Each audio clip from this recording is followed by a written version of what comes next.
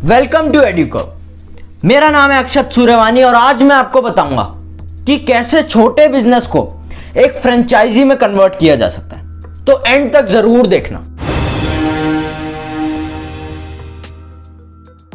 आप मुझे बताइए कि कितने बिजनेस ओनर्स अपने बिजनेस को बहुत बड़ा करने का सोचते हैं, कितने बिजनेस एफिशिएंसी पर ध्यान देते हैं और कितने बिजनेस ओनर्स को यह पता है कि छोटा बिजनेस भी बहुत बड़ा किया जा सकता है। शायद बहुत ही कम। सबसे पहले तो आपको यह समझना होगा कि आपकी लाइफ का पर्पस नहीं है अपने बिजनेस को सर्व करना, बल्कि आपके बिजनेस का पर्पस है कि वो आपकी लाइफ को सर्व करे। और यह तब होगा जब आप अपने बिजनेस में नहीं, अपने बिजनेस पे काम करेंगे। समझना इसको ध्यान से। आपको अपने बिजनेस पे काम करना है और इसका बेस्ट तरीका है अपने बिजनेस को फ्रेंचाइजी में बदलना। आपको ऐसा सोच के देखना है, मान लो आपके जैसा सेम बिजनेस 5000 जगह और क्रिएट होने वाला है। आपको अज्यूम करना है कि आप एक फ्रेंचाइजी क्रिएट करने वाले हो। इसका मतलब जिस तरीके से आप काम करते हो या जो जो काम आपके वर्कर्स या एम्प्लॉयज रोज करते हैं वो 5000 जगह और होगा। सोचो, वो काम जो आपके वर्कर्स रोज करते हैं उसमें वो एक्स्ट्रा आधा घंटा लगा रहे हैं और आधे घंटे में वो 1000 के गुड्स बना सकते हैं। तो वैसा ही काम अगर 5000 जगह होगा तो आप दिन के 50 लाख के गुड्स कम बना रहे हो। तो हर छोटा स्टेप, हर छोटी चीज परफेक्टली होनी चाहिए। सच बताऊं तो ऐसी सोच ही आपको आपके बिजनेस में बहुत पैसा बचा के दे सकती है। अगर आपको इसको एक सक्सेस बनाना है तो आपको ये 6 रूल्स याद रखने पड़ेंगे। अगर आप ये 6 रूल्स समझ गए और इसे सही तरीके से अप्लाई कर दिए तो आपको कोई भी नहीं रोक सकता अपने बिजनेस को बहुत बेटर बनाने से। तो मैं आपको बताना चाहता हूं कि मैंने ये 6 रूल्स माइकल ई गर्बर की बुक सीरीज ई मिथ से लिए हैं और आपको अपने बिजनेस मॉडल में ये 6 रूल्स फॉलो करने हैं। पहला, आपको कंसिस्टेंट वैल्यू प्रोवाइड करनी है अपने कस्टमर्स को, अपने सप्लायर्स को, अपने लेंडर्स को और अपने एम्प्लॉयज को बियॉन्ड व्हाट दे एक्सपेक्ट। मतलब इतनी वैल्यू प्रोवाइड करनी है जितने की उन्हें उम्मीद ही ना हो। वो वैल्यू कैसी भी हो सकती है। आपका कस्टमर अच्छी क्वालिटी एक्सपेक्ट करता है, आपके एम्प्लॉयज टाइम पे सैलरी एक्सपेक्ट करते हैं, तो वो तो आपको करना ही है, लेकिन उससे बढ़ के भी आपको हमेशा कुछ ना कुछ करना है। एक छोटा सा एफर्ट भी वैल्यू क्रिएट कर सकता है।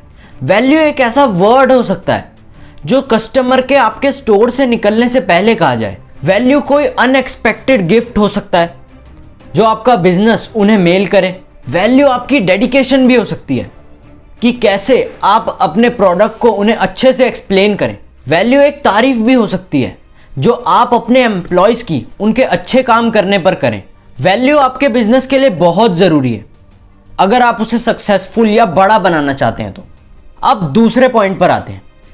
यह पॉइंट कहता है कि आपके बिजनेस मॉडल में जो लोग काम कर रहे हैं वो लोएस्ट पॉसिबल स्किल के होने चाहिए। इसका मतलब आपका प्रोडक्ट बनाने का प्रोसेस इतना सिंपल होना चाहिए, इतना इजी हो जाना चाहिए कि आपको कम से कम स्किल वाले लोगों की जरूरत पड़े। क्योंकि अगर हाईली स्किल्ड लोगों की जरूरत आपके मॉडल को है तो उसकी फ्रेंचाइजी देना आपके लिए बहुत रिस्की हो जाएगा। अगर आपका लीगल फर्म है तो आपको लॉयर्स की जरूरत है, अगर आपका मेडिकल फर्म है तो आपको फिजिशियंस की जरूरत है। लेकिन आपका प्रोसेस ही इतना सिंपल होना चाहिए कि आपको ब्रिलियंट फिजिशियन या ब्रिलियंट लॉयर्स की जरूरत ना पड़े। आपको बेस्ट सिस्टम बनाना है जिससे अच्छे फिजिशियंस या अच्छे लॉयर्स भी आपको जबरदस्त रिजल्ट्स दें। मैं आपको बताता हूं कि ग्राउंड लेवल पे लोगों की सोच क्या रहती है। लोग सोचते हैं कि एक हाईली स्किल्ड बंदा हायर कर लेता हूं जिससे मैं अच्छी सर्विसेज दे पाऊंगा और मेरा काम भी कम होगा। लेकिन ऐसी सोच से बिजनेस सिर्फ उन हाईली स्किल्ड लोगों के मूड पे या माइंडसेट पे डिपेंड करने लगता है जिससे आपको कंसिस्टेंट रिजल्ट मिल ही नहीं सकते। अब बात करते हैं तीसरे रूल की। तीसरा रूल यह कहता है कि आपका बिजनेस मॉडल एक वेल डिफाइंड ऑर्डर में होना चाहिए। दुनिया में हर जगह केओस है। Crime, violence, war, recession, inflation, ये सब अनप्रिडिक्टेबल है जिसकी खबर हमें कुछ सेकंड्स में पता लग जाती है।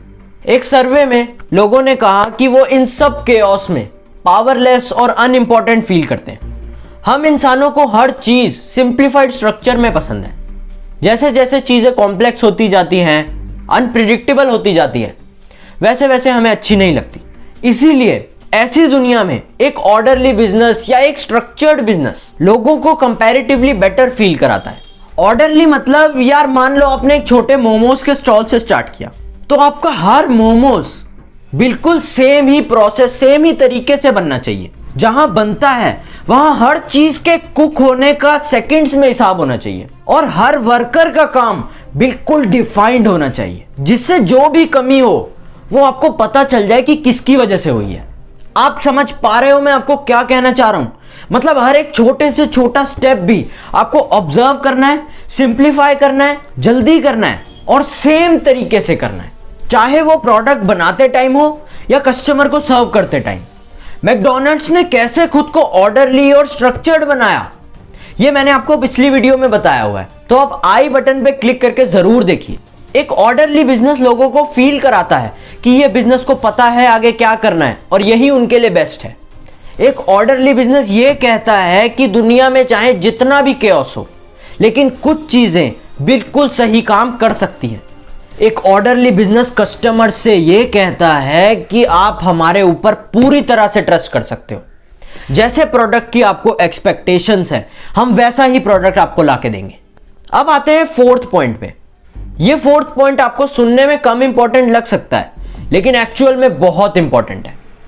ये पॉइंट कहता है कि जो भी आपका काम, तरीका या प्रोसेस है, वो सब एक ऑपरेशंस मैनुअल में लिखा होना चाहिए। आपको हर चीज को डॉक्यूमेंट करना बहुत जरूरी है। डॉक्यूमेंटेशन आपकी कंपनी के लोगों को एक स्ट्रक्चर प्रोवाइड कर देता है कि उन्हें पता होगा कि उस काम को कैसे सबसे ज्यादा एफिशिएंटली और इफेक्टिवली करना है। चाहे ओल्ड एम्प्लॉयज हो या न्यू एम्प्लॉयज, ये सबके लिए बहुत हेल्पफुल होगा और इसी तरह से आपको बेटर रिजल्ट्स मिलेंगे।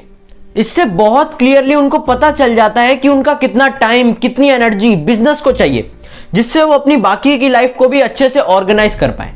ये उनको उनके काम का पर्पस बताता है, उनको हर एक स्टेप्स के बारे में बताता है जो उन्हें लेने हैं काम करते टाइम, और साथ में उनके स्टैंडर्ड्स के बारे में भी बताता है कि प्रोसेस के टाइम बाकी चीजें कैसे होंगी और लेवल ऑफ आउटपुट क्या होगा।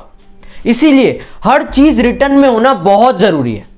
फिफ्थ पॉइंट कहता है कि आपका बिजनेस मॉडल कस्टमर्स को एक यूनिफॉर्मली प्रिडिक्टेबल सर्विस प्रोवाइड करे। मान लो आप हेयर कट करवाने बार्बर के पास गए और उसने आपको आपकी लाइफ का बेस्ट हेयर कट दिया। मतलब उसने पहले आपके हेयर्स को शैम्पू किया, आपसे अच्छे क्वेश्चंस पूछे कि आपकी एक्सपेक्टेशंस क्या हैं, और आपसे कॉफी भी पूछी। जब आप नेक्स्ट टाइम उसके पास गए तो उसने आपके हेयर्स को शैम्पू नहीं किया, बट स्टिल हेयर कट अच्छा किया और कॉफी भी पूछी। और जब उससे अगली बार गए, उसने हेयर्स को शैम्पू तो किया, हेयर कट भी अच्छा किया, लेकिन कॉफी नहीं पूछी, जिसके लिए आप हाँ बोलने वाले थे।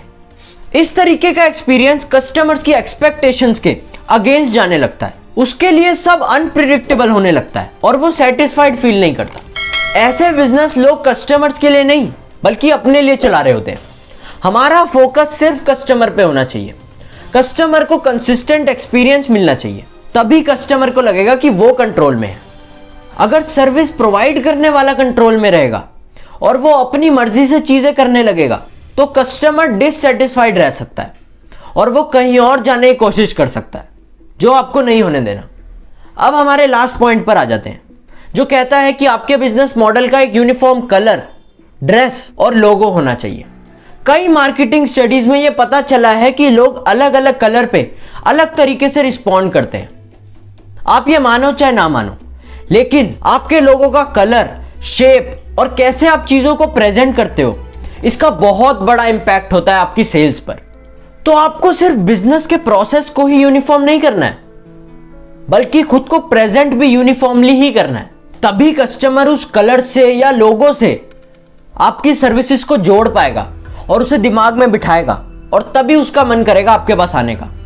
तो ये थे बहुत इंपॉर्टेंट लेसन्स, जिनसे आप किसी भी छोटे बिजनेस को एक फ्रेंचाइजी में कन्वर्ट कर सकते हो। प्लीज इसे ज्यादा से ज्यादा लोगों तक शेयर करें, ताकि ज्यादा से ज्यादा लोग इन पॉइंट्स को समझ पाए।